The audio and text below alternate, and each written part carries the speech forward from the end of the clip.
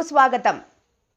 పుష్ప సినిమాను తలపిస్తున్న రేషన్ బియ్యం smuggling. Madhavaram check post వద్ద వాహనాల తనిఖీలో హెవీ ట్రక్ లో తరలిస్తున్న రేషన్ బియ్యం పట్టివేత. ఈ రేషన్ బియ్యం తరలింపులో కూటమి నాయకులది ప్రమేయం ఉన్నట్టు సమాచారం. పుష్ప సినిమాలోని ఎర్రచందనం స్మగ్లింగ్ కొరకు చేసిన రకరకాల సన్నివేశాలకు ఆదర్శంగా తీసుకున్న కొంతమంది అవే సీన్స్ కాపీ కొడుతూ గుట్టుగా రేషన్ బియ్యంను కర్ణాటక, ముంబై రాష్ట్రాలకు తరలిస్తున్నారు. ఎవరికి ఎలాంటి అనుమానం రాకుండా సాగుతున్న రేషన్ బియ్యం అక్రమ రవాణా చేస్తూ చివరికి పోలీసులు అడ్డంగా దొరికిపోయారు. కర్నూలు జిల్లా మంత్రాలయం మండలం మాధవరం చెక్పోస్ట్ వద్ద శుక్రవారం వాహనాలు తనిఖీలు చేస్తుండగా ఆదోని నుండి కర్ణాటకకు వెళ్తున్న మహారాష్ట్రకు చెందిన భారీ లారీ ఆపి చెక్ పోస్టు పోలీసులు తనిఖీ చేశారు.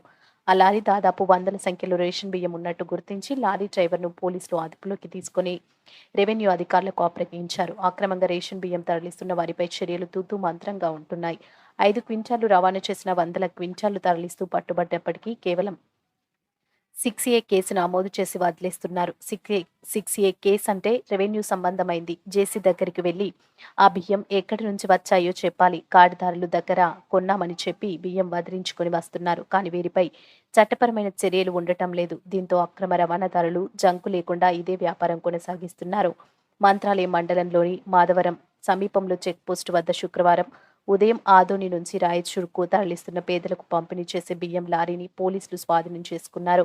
రాయచూరుకు చెందిన డ్రైవర్ శ్రీకాంత్ను అదుపులోకి తీసుకుని విచారించగా ఆదోనికి చెందిన కూటమి నాయకుల పేర్లు బయటకు వచ్చినట్లు సమాచారం.